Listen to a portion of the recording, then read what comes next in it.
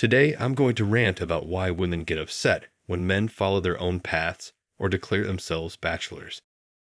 In this video, as well as a phenomenon I've noticed, the longer I put off dating or relationships, the less interest I actually have to ever go back to them. The more at ease I become with being my own boss and making my own decisions, the less I want them, the longer I put off dating or relationships.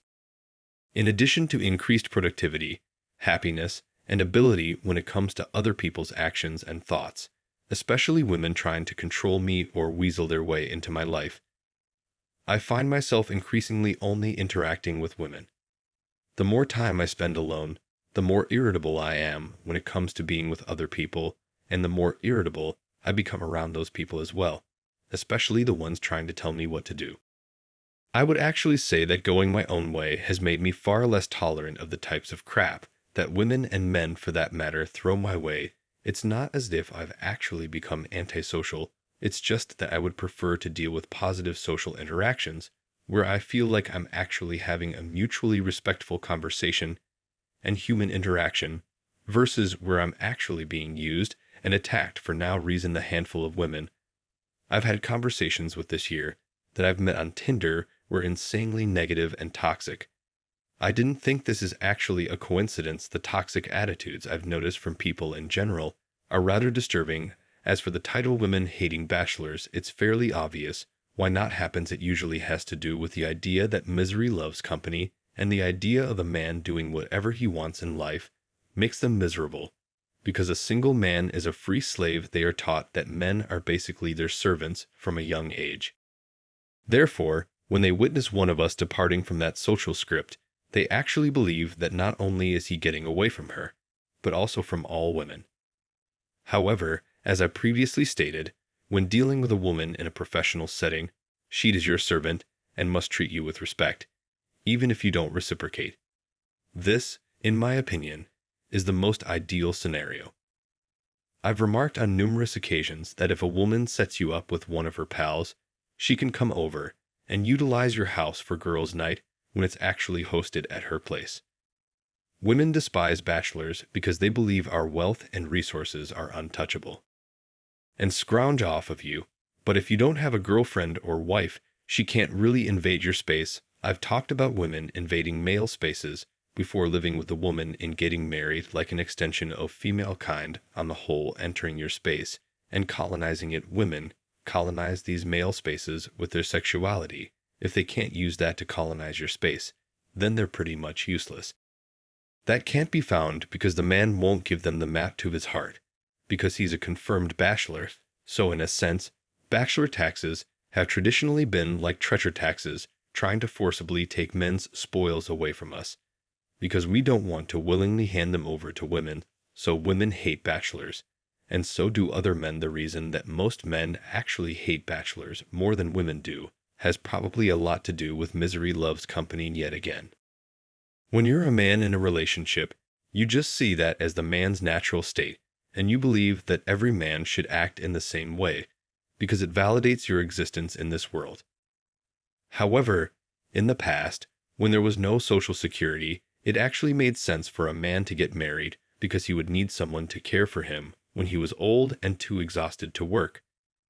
A perfect example of the notion that women haven't changed is the fad where women would dress.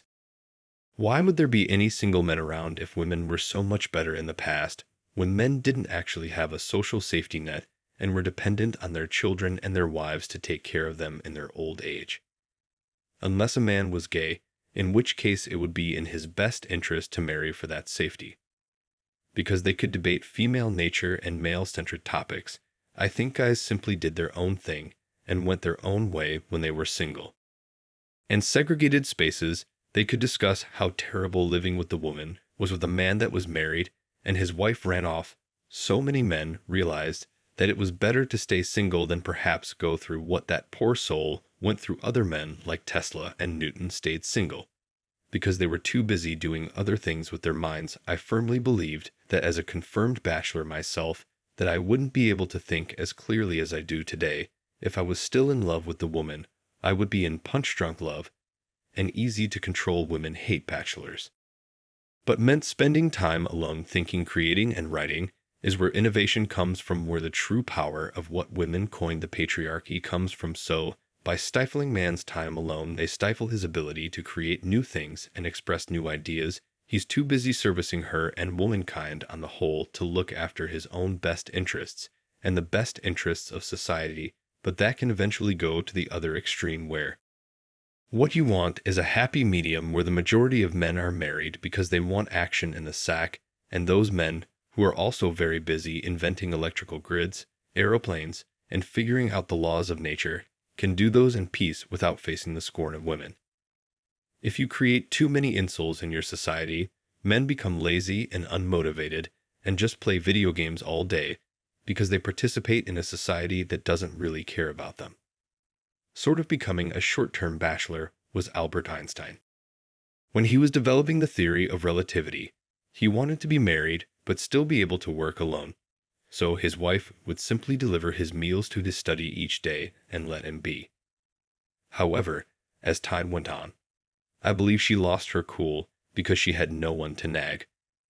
Since he was too busy developing the theory of relativity, he developed his theory, and II does not actually equal MC squared, but rather he equals divorce because that's what happened to him because he. The world would probably experience a second renaissance if we could use technology to create a large-scale vacuum against gynocentric. Remember that as you get closer to the target, you get more flack. It's no coincidence that feminism and systemic oppression of men in the West is getting worse and worse as men gain things like adult content and now personal online spaces to discuss MGTOW. We're attempting to create a vacuum of virtual masculine energy and ideas, and society is making steps to prevent this from happening. This is similar to being in a submarine that is moving deeper and deeper until its hull is eventually destroyed. Modern communications technology and ideas like MGTOW keep essentially strengthening that ships so it can take larger and greater pressures. But feminism is like the power of the sea above that submarine, pushing down closer and closer to crush death. MGTOW has the ability to relieve that pressure by giving women the means to criticize us. We will have thickened to the point where we are completely unstoppable like a juggernaut that not even Deadpool and his chimichangas can stop because we will have mastered the game by that time.